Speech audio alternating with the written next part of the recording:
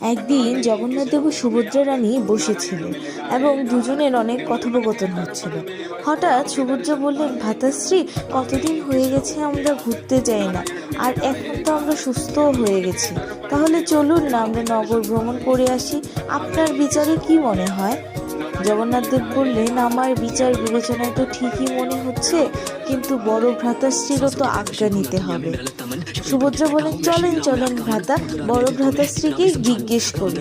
জগন্নাথদেব বলেন, ভ্রাতাশ্রী, আমি চিন্তা করছি, অনেক দিন হয়ে গেছে আমরা আমাদের ভক্তদের দর্শন দিয়েছি, এখন যদি আমরা কিছুদিনের জন্য আবার নগর যাত্রায় যাই, এই প্রস্তাবে তো বলরাম দেবেরও ভালো লেগে যায় এবং তিনিও বলেন, হ্যাঁ হ্যাঁ কানাই, কেন না, অবশ্যই যাওয়া উচিত, সবকিছুর আয়োজন করো, কালকেই আমরা যাত্রা বের হব। এইভাবে সবাই তৈরি হয়ে গেছে, শুধু লক্ষ্মী দেবীর অনুমতি নেওয়া